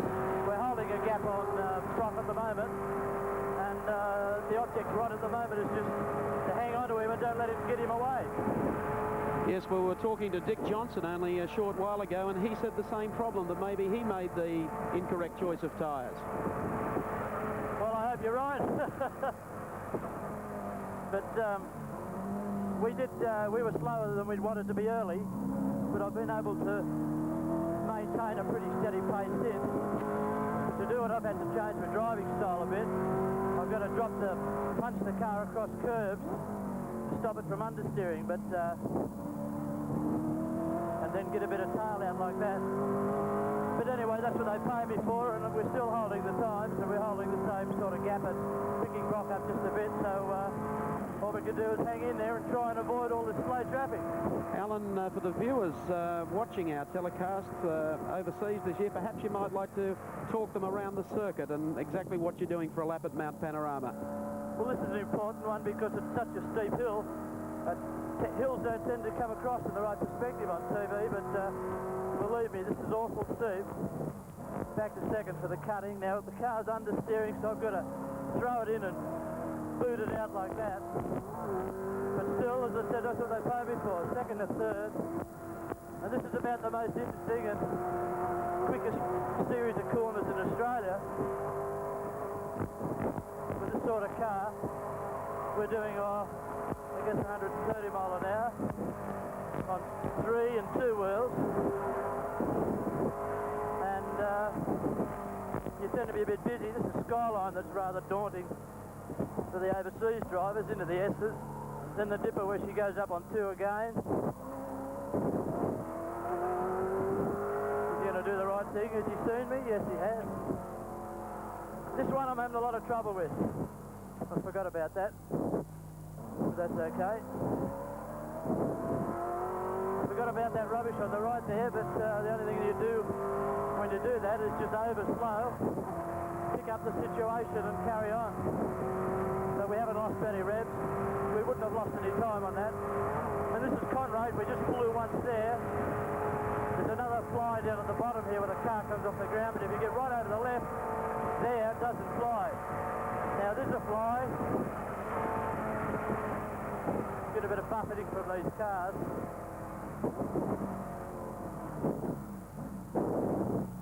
He's going to Bathurst. He's probably got a bit thirsty. Alan, there was some controversy about your team and also the Moffat team entering 2 cars. As it's turned out, the decision was the right one for Alan's team after being involved in that accident. They're back to 1 car, and you're back in the same situation now. Yes, well, it was never intended to be a smart or clever move, just common sense. We both have 2 very good motor cars, and we both chose to take out insurance. Now, Moffat's collected on his premium, hadn't he? Yes. But, you know, it's a shame the organisers elected to have a bun fight with us rather than sort it out. We had to go to the stewards, but that's the name of the game. When there's dollars involved, there's a lot of men that all want to win the same race. Tell me this, Alan, what does the James Hardy 1000 mean to Alan Grice? Oh, it's a Sunday normally in October when I come out and get terribly sweaty and try and beat all these other turkeys at doing something that we all do pretty good. Does this race mean something more to you than any other race? Yes, certainly. This is the Melbourne Cup. You can be last all year and come last and win this one and you're a hero. And you can win everything all year and come last year and be a mug. So that's how much it means. Well, thank you for allowing us to invade your privacy in the cockpit. We'll let you get back with your mind on the job. Thank you for those very gracious comments. Okay, Mike. We'll talk to you later on. Okay, buddy. Thanks very much. Alan Grice, driving with Racecam, one of Australia's top touring car drivers, and he's running strong in this field. Yes, and a great talker too is Gricey. And I tell you what, he's talking about being a mug. He's no mug. He knows exactly what he's doing out there. Watching the cars ascend the mountain. It's a stage of the circuit where power is so important. That's one of the smaller cars, the Exit Turbo of the Nissan team, which is posting remarkable times. It's around about 6 or 7 seconds quicker than it was last year. They're in 19th position on the track, car number 16. Christine Gibson and young Glenn Seaton, Barry Seaton's son, youngest driver in the race. He's only 19. They're sharing the drive in this car. As I said, they're in 19th position, but they've covered 27 laps, and they're only a lap and a half down on the race leader. So it's a great performance, and young Glenn Seaton was posting really sizzling times, as Steve Rabidit said, in qualifying here. So keep an eye on this car as the race continues. The great race, the James Hardy. Whoa, one of the Rovers is in the wall. Car 60, Steve Soper and Ron Dixon's entry. Oh, the Group A lead. They were running second, in fact, in the Group A category. The other Rover, driven by Jeff Allen and Armin Hahn, are leading the class. But the second Rover in the wall at Forest Elbow. I'll tell you what, they must have just got rid of Steve Masterton's car in time, because it's had a lose past there and gone into the wall. There's the driver. Whoops. Somewhat unsteady getting out of the car. So the Group A challenge to be thrown out by the Rover team has gone from 2 to 1 car. We'll have a result on that and other information when we come back to Mount Panorama Live.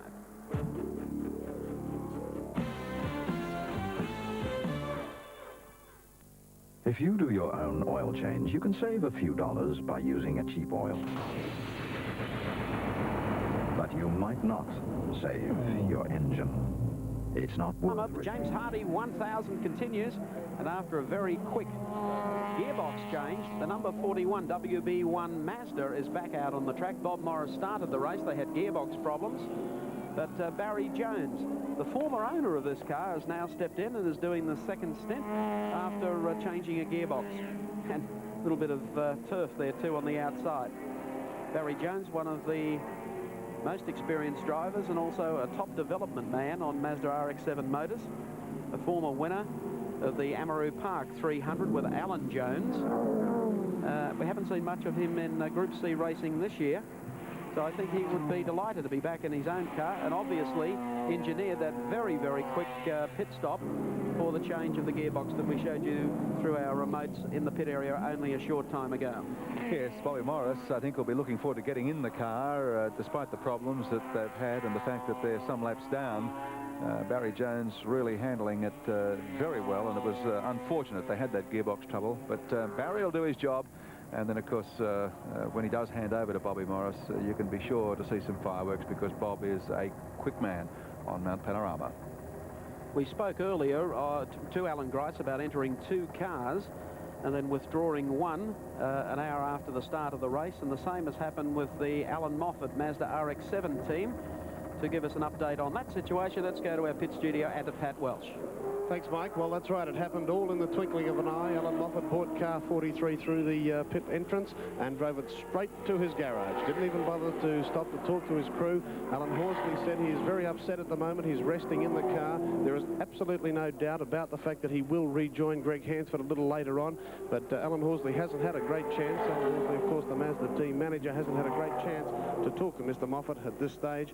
So a disappointment and chaos raining down there in the Mazda RX-7 team, but Alan Moffat definitely out of the race.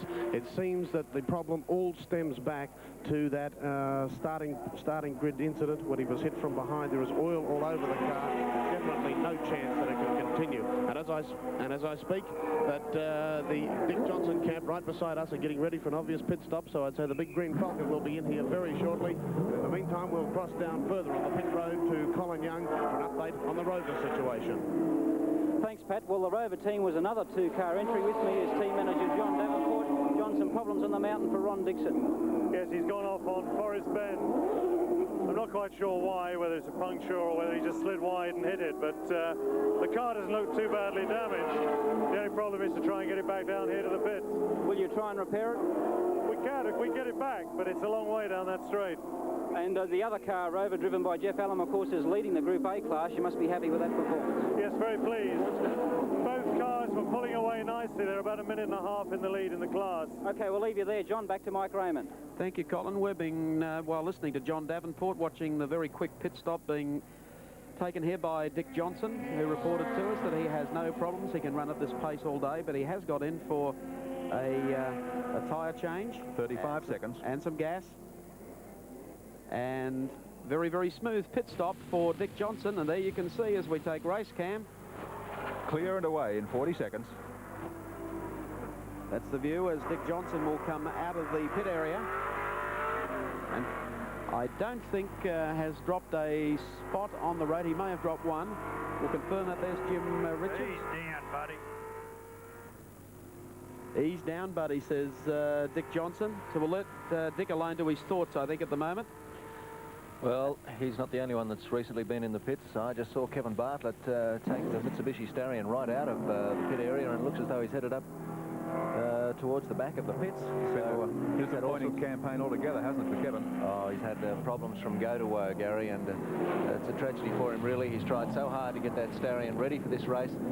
Spent a lot of time and effort, but he's had little disagreements with cams over whether the car was fitted in with specifications, and well, he's run out of preparation time, and it's back to the back of the pits for Kevin Bartlett. When Dick Johnson went in for his pit stop, he was 14.77 seconds behind Brock and 40.37 in front of Grice. So it must put Gricey and Dick pretty close together on the track.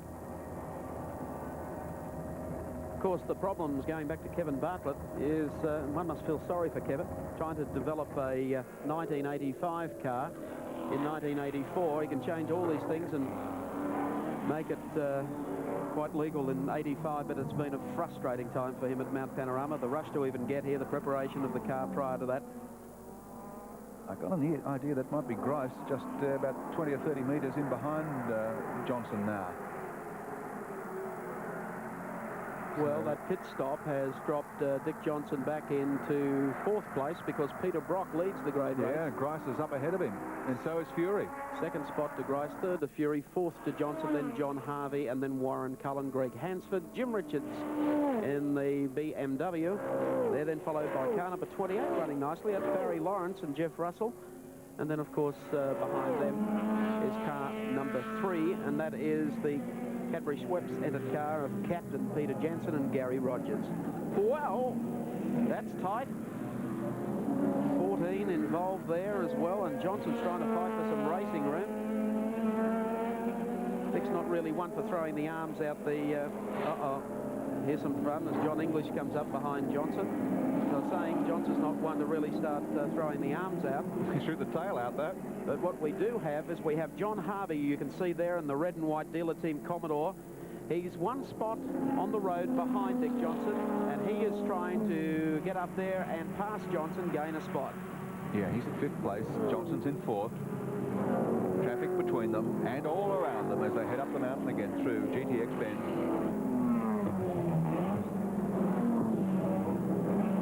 Brock in front, Grice 2nd, Fury 3rd, Johnson 4th, Harvey 5th. And Cullen and Jones in their Commodore now up into 6th spot and doing well just ahead of Greg Hansford. Coming up on the Ignis Commodore, which he takes nicely. Oh, here we have the race leader down through the maze. No, it's not the infield at Sandown, it's the pits here at Mount Panorama. And the race leader, Peter Brock. You want to look at a perfect pit stop? Just watch this. Perkins says, righto, boy, step on out. He's ready to go. Peter will help him with the shoulder straps. We have the timer going on the pit stop. This is a well-drilled crew. Keeping an eye out for Grice as well. We have Colin Young in the pits who will call the action for us.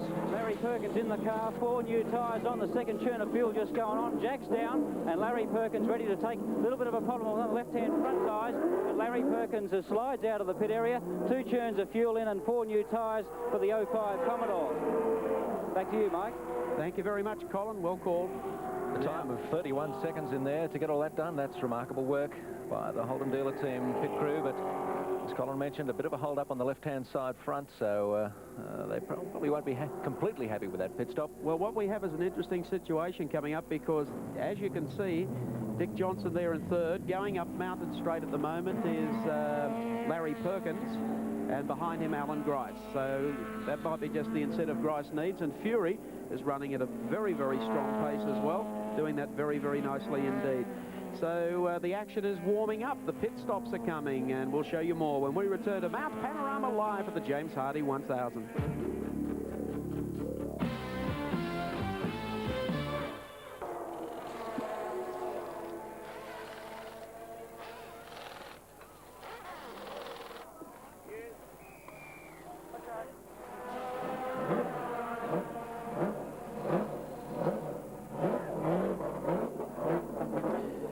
back to the James Hardy 1000. There's Captain Peter Jansen supervising a quick pit stop there on behalf of his charge, Gary Rogers, who stays in the car at this time.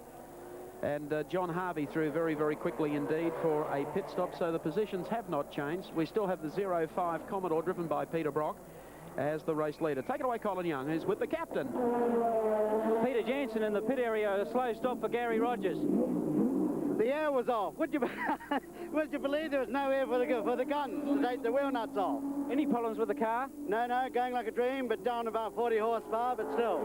So what will you change with Gary next stop? Next stop I'll be back in the car, yeah. Okay, apart from some air pressure problems in the jacks, the Peter Jansen, Gary Rogers Commodore running well here at Mount Panorama. Thank you very much, Colin. The captain, he'd be the last person I'd expect to be complaining about the air being off, or even hot air at that stage.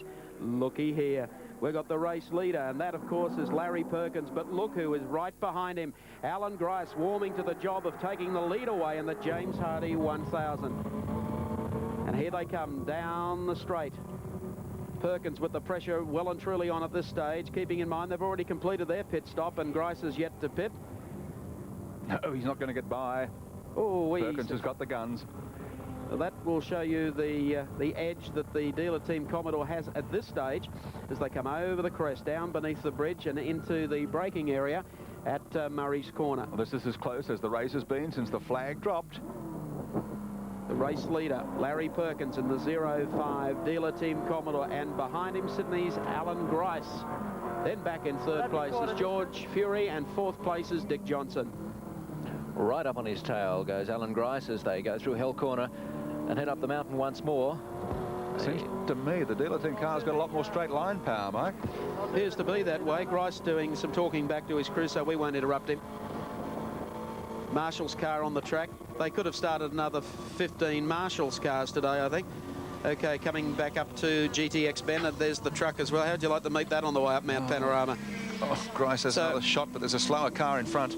They just consider how good these guys are. They're on a public road. They're racing. Oh, there's not much room there, but Grice takes the advantage, and Grice goes through to take the lead in the James Hardy 1000. You saw it with Racecam as we drop into the Wilco cutting. Now, Grice has got to play pocket pool here. Make sure he's got Perkins well behind him, and then make a run here on the Freedom Fence entry. Jones at the wheel. Can't get through. Now he goes to the inside, takes him nicely, slips by. So Alan Grice now leads the James Hardy 1000, but he has yet to pit. And of course, joining us live in New Zealand, our viewers, we just have had a change to the lead, of course, in the James Hardy 1000, with Alan Grice going through to take the lead away from Larry Perkins. I see car 14 parked off the track too, Michael. John English is out of it, so the road's becoming a little bit empty across the top of the mountain. Yes, we'll try and catch up for you and see what has happened here. Coming down, there's English, the last car on screen. Uh-oh, he's got into the side of the Clearahan Mazda RX-7. Clearahan's heading out to the wall. He decides he's turning the other way. Oh, my goodness me. Lumps of concrete flying everywhere. Knocked a big hole in the wall.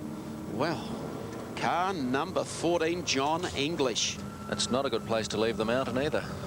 Not a good way to treat your car, but he didn't have much to say about it. He clipped the back of the other car out of control, slid off into the concrete wall. And while all that was happening, Grice is pitting. Grice is coming into the pit area. Now look at the chicane arrangement here in the pits.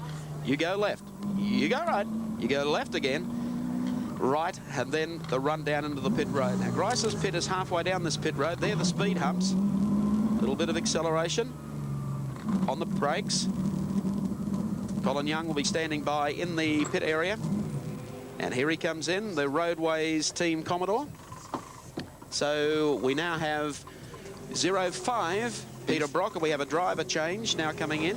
In goes Steve Harrington. Fury's gone by. Johnson has gone by.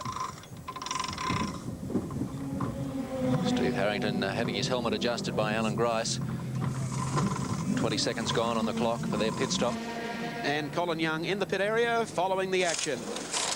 37 laps down on the James Hardy 1000. Alan Grice is in the pits. Steve Harrington is now in car 6. Some last-minute instructions from Alan Grice. Mechanics just washing the windscreen.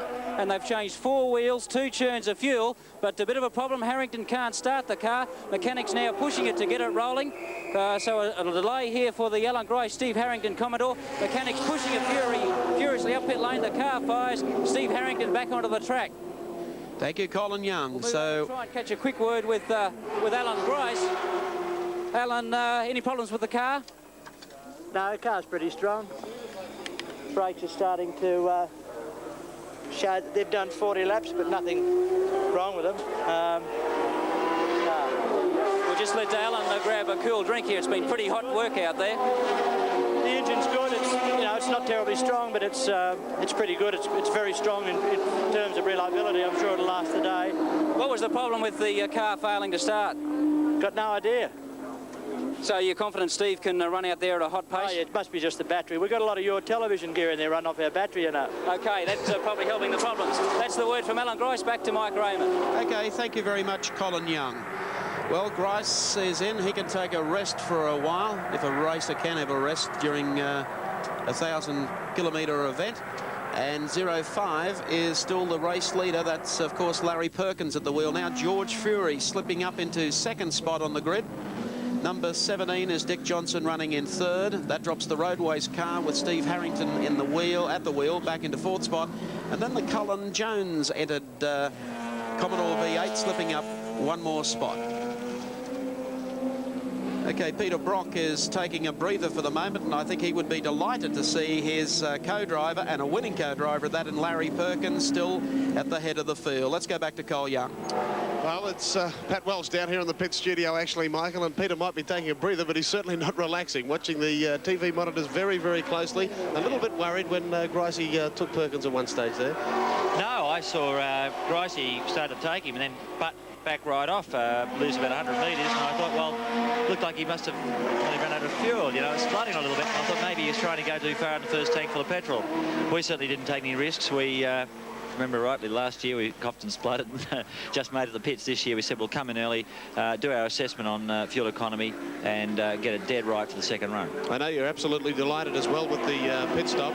Very quick. Well, you know, we picked up 15 seconds on Gricey there just in the pitch, you know, and it's just, I mean, on the track you have to work very, very hard. 15 seconds, there it was there in the pitch, just with a crew. Did 2 fabulous stops. Mine was 30 seconds and John's was 27 seconds. And that's, I mean, people around just applauded them. I said it was fantastic. No problems with the car? No, none at all. I said to Larry, just get in there and go, mate. It's fantastic. OK, Pete, we'll let you go back to the team and Warwick for a while. OK, well, I think Mike Raymond wants to have a quick word. I was just going to... I was only going to say then to you, Peter, that you must be delighted because last year you had a few problems around about this time of the day. Gee whiz, around about lap 7 I wasn't too happy, but then I remembered I had another car. No, the car's running beautifully, and I'm well, you learn by your mistakes, Mike, and last year I knew that we'd made a blue. We went to a supplier we'd never used before a bit with some of the bits and pieces in the engine, and gee, you know, it didn't pay off, did it? Well, it mightn't have paid off, but you're doing well today, and we hope good fortune smiles for the remainder of the James Hardy for 84. Yeah, long, long way to go, Mike. OK, thanks, Peter.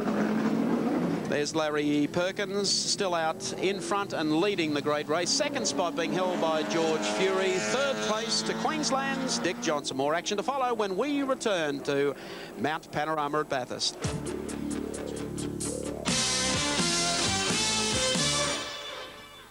If you think all small cars are just about the same, you're just about right. Welcome back to the James Hardy 1000 at Bathurst. There is the Group A BMW going through, car number 62, and I think their Group C car has some problems, Gary Wilco. Certainly does. I mean, that's what they've got going for them at the moment. 31, the Jimmy Richards car has been pushed off behind the pits, but I noticed that the boys that pushed it off were running. I mean, they had some speed up and have pushed it back into the encampment behind pit row as quick as they possibly can. In fact, I can still see them wheeling it down behind the pit area, and obviously whatever is wrong with it can be fixed, and they're rushing back there to get it done, but it's going to take them some time as we take you back inside the headlight mounting of the Group A BMW. Denny Hulme at the wheel. Okay, still look out for the truck and the car.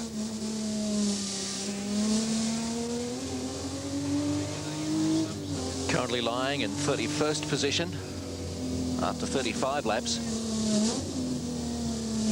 Running strongly, unlike its stablemate, unfortunately. Listen to the gear changes.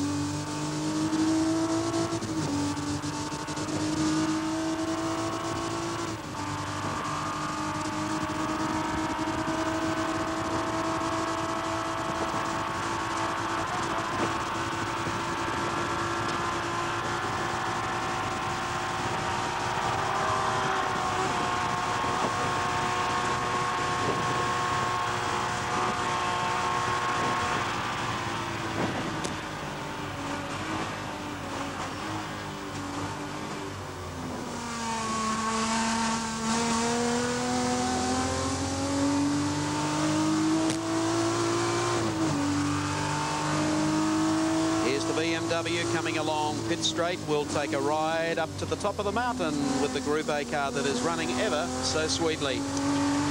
Not running so sweetly is the other BMW we mentioned being pushed out of the pit area. It was running on 5 cylinders, running very roughly. They're going to try and fix it. They've lost engine power, obviously. They'll try and rectify that problem and get out on the track again as soon as possible. That'll give you a little idea of the speed difference coming up to GTX Bend. Looks like the Joe Moore entry heading up to the top of the mountain. V8 power coming up to the Wilco cutting.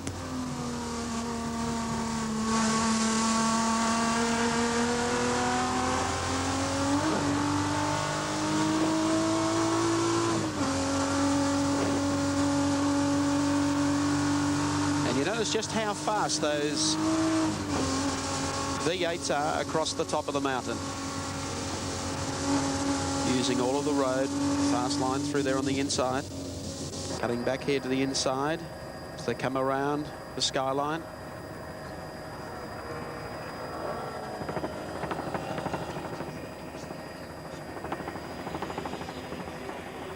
Always beautifully turned out, the BMWs.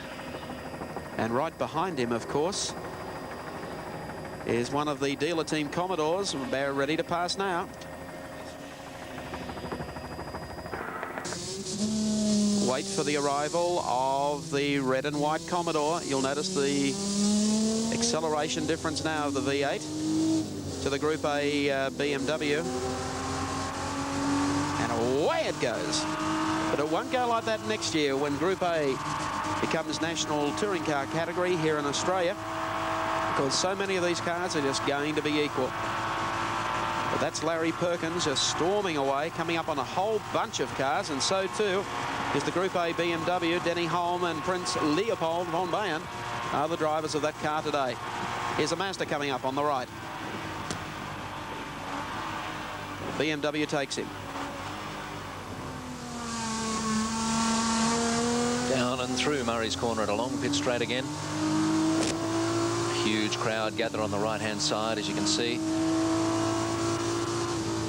So that's Race Cam Mark II, brought to you as part of Seven's exclusive coverage of the James Hardy 1000. It might be time to review the last hour of the great race.